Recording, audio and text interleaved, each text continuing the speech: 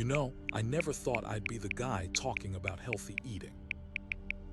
Back in Vietnam, we ate whatever they gave us and were thankful for it. Fast forward 50 years, and there I was, sitting in my doctor's office, getting news no one wants to hear.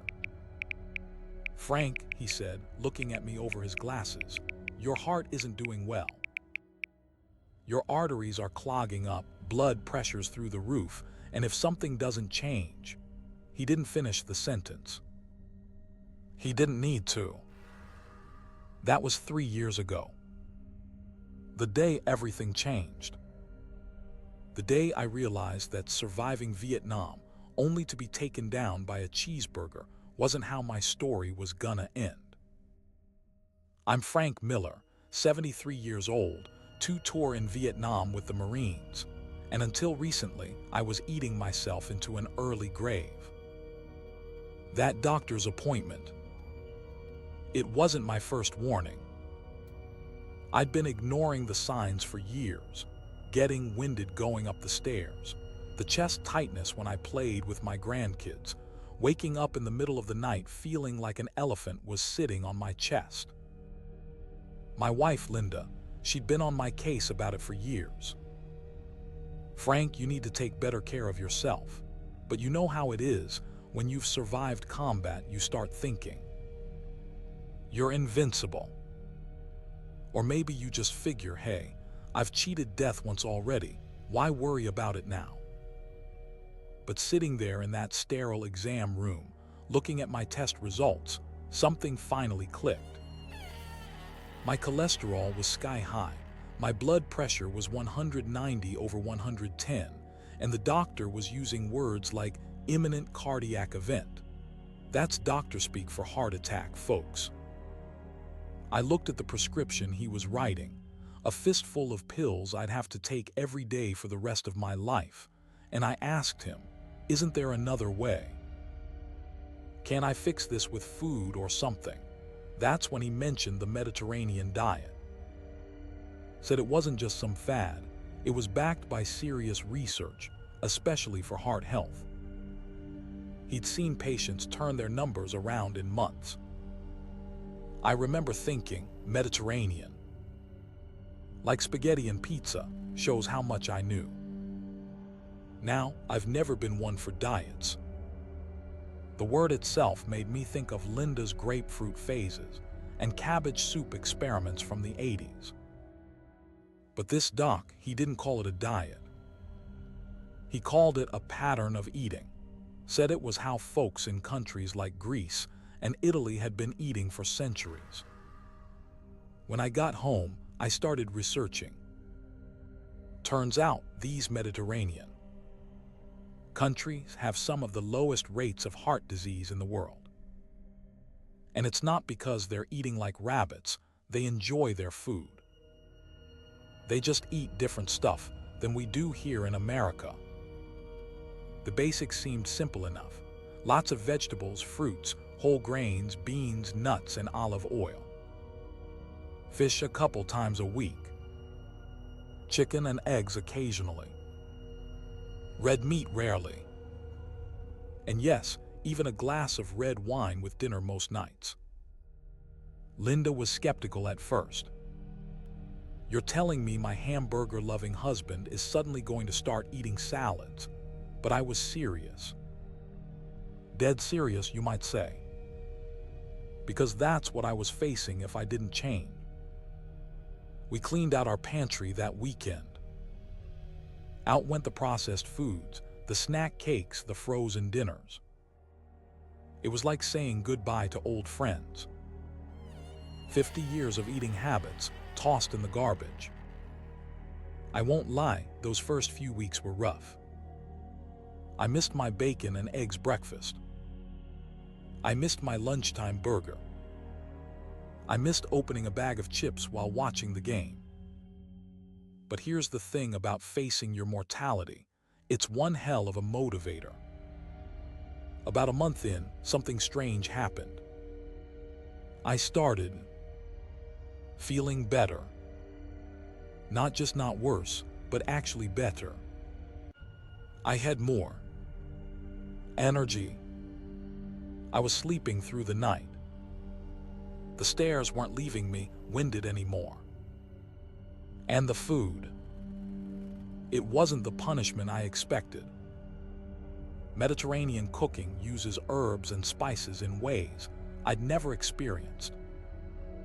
Garlic, oregano, basil, rosemary, flavors that made vegetables actually taste good. Who knew? Linda got into it too. She found recipes for Greek salads with these briny olives and tangy feta cheese. She made this Spanish dish called paella with saffron rice and seafood that knocked my socks off. We started cooking together, something we hadn't done in decades. 3 months in, I went back for blood work. My doctor actually did a double take at the results. My cholesterol had dropped 40 points. My blood pressure was down to 150/85, still not perfect, but heading in the right direction. Whatever you're doing, he said, keep doing it.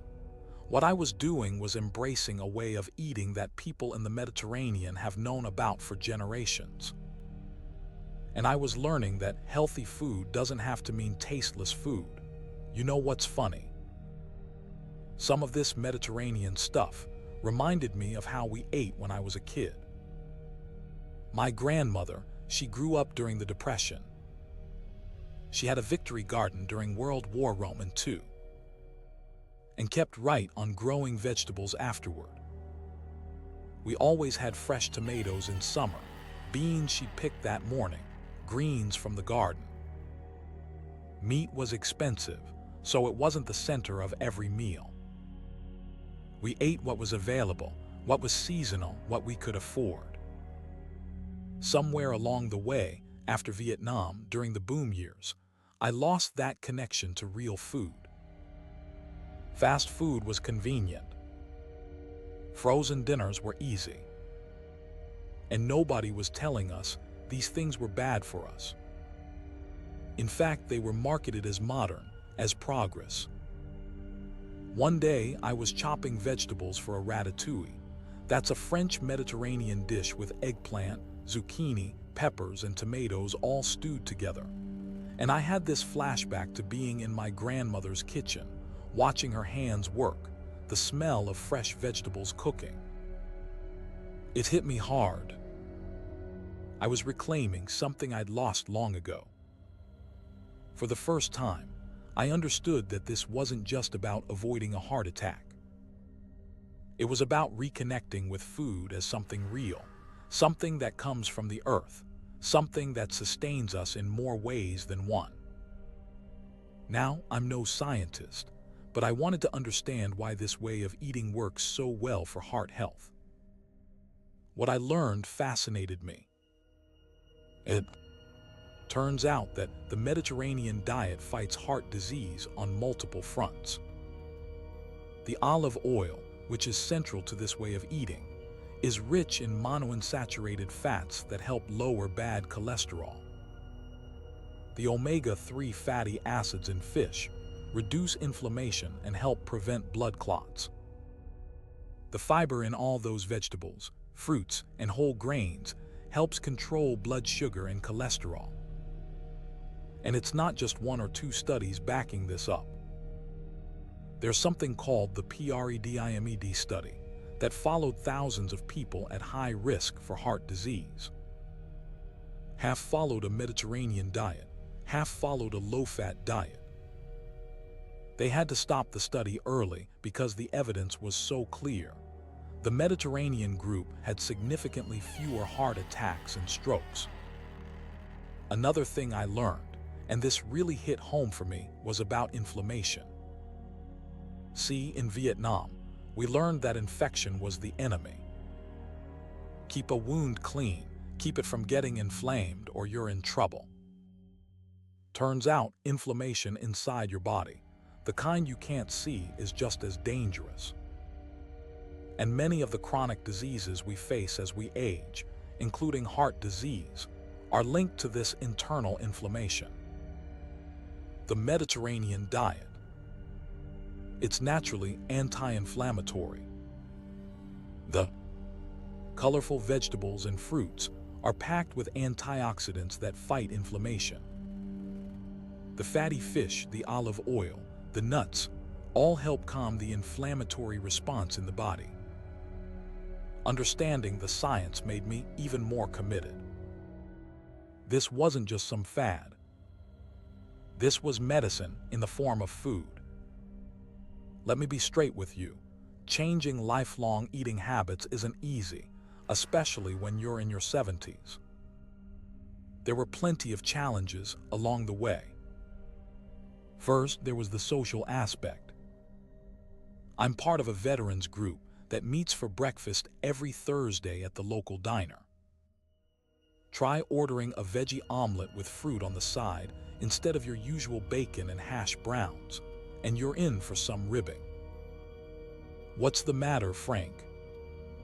The wife got you on a diet, they joke. At first, I was defensive, maybe even a bit embarrassed. But then I started telling them why I was changing how I ate. About my doctor's warning. About the improvements in my health. You know what happened. A few of them started asking questions. Turned out several were dealing with the same issues: heart disease, high blood pressure, diabetes. Now 3 of us order the Mediterranean special, and nobody gives us grief anymore. Then there was the practical challenge of learning to cook differently. I'd never been much of a cook. That was Linda's territory. But as I got more interested in this way of eating, I wanted to learn. At 73, I started watching cooking videos online. Me, a Vietnam vet, learning to make tabbouleh from a 20-something food blogger. Life takes some strange turns, doesn't it? One of the biggest hurdles was eating out. American restaurants, they're not set up for Mediterranean eating. Everything comes with fries instead of vegetables. Salads are an afterthought. Portions are massive. We had to learn to navigate menus differently, to ask for substitutions, to split entrees. Sometimes we'd get eye rolls from servers, but more often they were accommodating.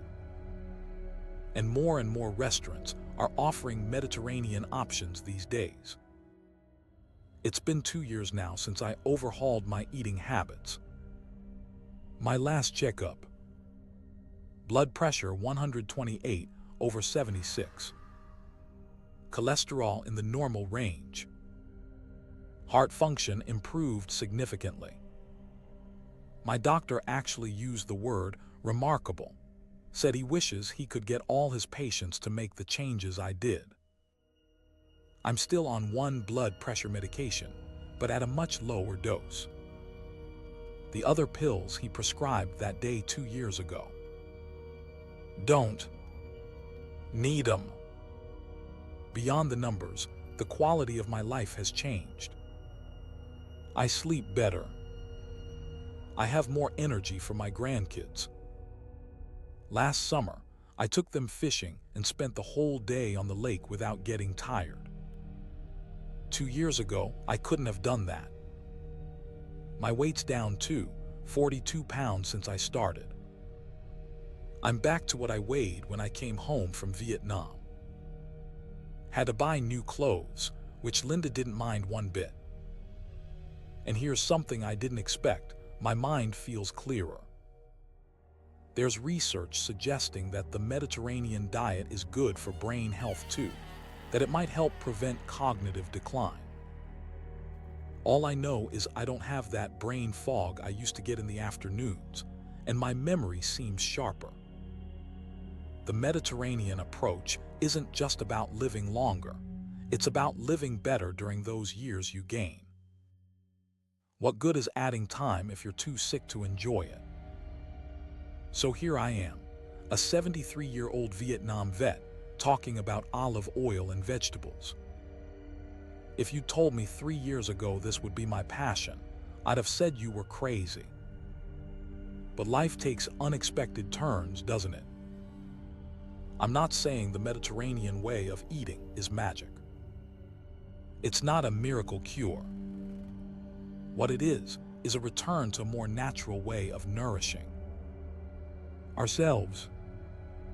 A way that humans ate for centuries before processed food and fast food changed everything. If you're in your 60s, 70s, or beyond like me, you might be thinking it's too late to change, that the damage is done. I'm here to tell you that's not true. Our bodies have an amazing capacity to heal if we give them the right tools. Start small. Maybe it's switching from butter to olive oil. Maybe it's adding an extra vegetable to dinner. Maybe it's cutting back on red meat to once a week. Small changes add up. Talk to your doctor, especially if you're on medications. As your health improves, doses might need adjusting. My doctor's been my partner in this journey, and that's how it should be. And don't do it alone if you don't have to. Get your spouse involved, your kids, your grandkids. Making it a family affair makes it easier and more enjoyable. There are plenty of resources out there, books, websites, even Mediterranean cooking classes in many communities. The Mediterranean diet isn't a secret. It's one of the most studied eating patterns in the world. I'm not selling anything here. I don't have a cookbook or a supplement line. I'm just a guy who nearly lost everything and found a way back through something as simple and as profound as changing what I eat. If this old Marine can do it, you can too. Your heart will thank you. Your body will thank you.